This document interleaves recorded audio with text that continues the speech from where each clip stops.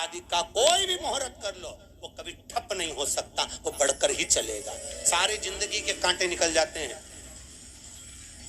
सारी जिंदगी के कांटे समाप्त हो जाते हैं। फुलेरा दूज कहते हैं दुनिया में सब दिन का दान, सब दिन का पुण्य समाप्त हो सकता है, और फुलेरा दूज का दान पुण्य सत्कर्म भजन कीर्तन नाम स्मरण समाप्त नहीं होता। करा जाते हो, अचानक गिर जाते हो, हापड़ी भराने लगती हो थोड़ा सा चलने पर, श्वास फूल जाती हो ज्यादा चढ़ने पर, उनके लिए विशेष है कि धतूरे की जड़ को, धतूरे का जो फल होता है उसकी जड़ महाराज निकाल कर धोकर उसको घिसकर शंकर भगवान पर उसका लेपन कर दीजिए।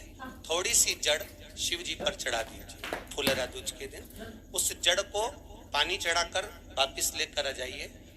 जो मिर्गी का मरीज होता है, जिसको दमे की शिकायत होती है, श्वास की होती है, चलने में हापड़ी भरा जाती हो, फुलेरा दूज के दिन दोपहर के समय पर उसको वो जड़ केवल 3 या 4 बार सुगंध में सुंगा दी जाती है, तो मिर्गी की बीमारी समाप्त हो जाती है, और जिसको दमा श्वास फूलता है उसको भी आराम लग जाता है। फुलेरा दूज के दिन उसके लिए नित्य आनंद का सुख दे जाए।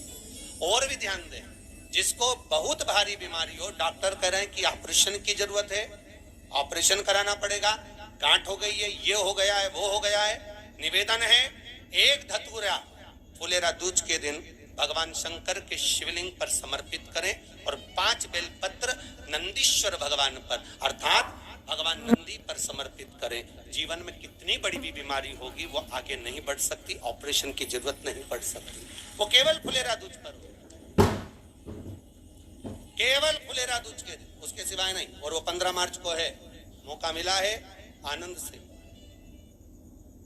धतूरा होता है विषैला, कैसा होता है? विषैला, बहुत विष होता है धतूरे के अंदर।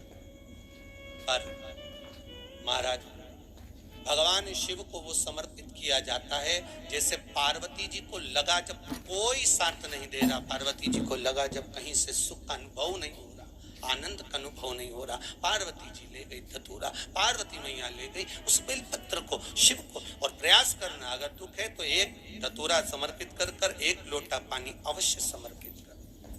उनके लिए भी कहूंगा जिनको शरीर में दाद हो जाती है, खाज हो जाती है, या खुजलियों का क्रम हो जाता है, उनके लिए भी महाराज धतूरे का पानी, धतूरा 1 लोटे में डाल दो, पानी रख दो उसमें, उसके अंदर थोड़ा सा चंदन डालकर वो पानी शिव जी को समर्पित कर दो। वही पानी को लेकर आ जाइए और कुछ देर तक शरीर में लगाकर बैठ जाइए महाराज। वो केवल फुलेरा दूज का है महाराज, उसको शरीर में लगाकर थोड़ी देर बैठ जाइए, 15-20 मिनट तक। शरीर के अंतर्गत कोई वस्त्र ना हो, उस वस्त्र को उतार कर उसको लगाकर बैठ जाओ। 2.5 से 3 महीने में दांत खाज किसी भी चर्म रोग होगा वो धीरे धीरे समाप्ति की ओर हो जाएगा। महाराज फुलेरा दूज का महत्व शास्त्र कहता है, भले इसको छुपा कर रखा गया हो शास्त्रों के अनुसार, पर इसकी महत्व का, जो दुकान, जो व्यापार, जो व्यवसाय,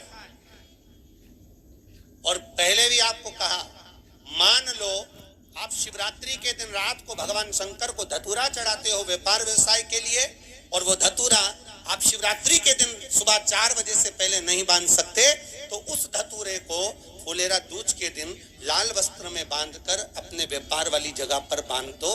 जीवन में कभी व्यापार नीचे नहीं जाएगा, बढ़ता ही चला जाएगा। और उनके लिए भी निवेदन करूंगा जिनके यहाँ कर्जा बहुत है, बहुत कर्जा है, चूक ही नहीं रहा, पैसा ही नहीं रहा, व्यापार चले तो कर्जा चूके, उनके लिए भी निवेदन करूंगा। 1 धतूरा बेलपत्री के पेड़ के नीचे शिवलिंग का निर्माण कर कर फुलेरा दूज के दिन उस धतूरे को अपनी कामना कर कर हल्दी में भिगोकर उसको भगवान शंकर को समर्पित कर दीजिए अपनी कामना कर कर। उसी हल्दी की 1 बिंदी अपने साथ में रुमाल में लगाकर अपने व्यापार व्यवसाय की जगह पर लेकर जाइए।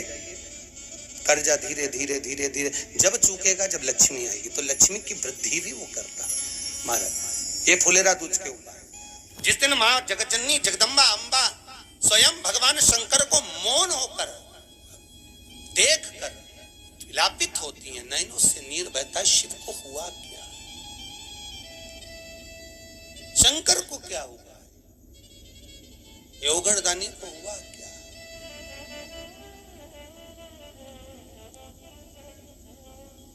नयन जलता।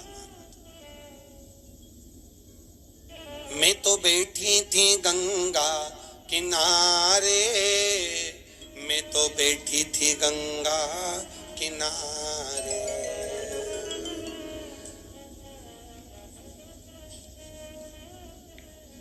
ऐसा धक्का दिया ओ भोलेनाथ, दिल तुझको दिया ओ भोले। भगवान शिव ओगड़दानी, त्रिकालदर्शी, कैलाशी, अविनाशी, इस चित्तवृत्ति के मन की बात को धारण करने वाले।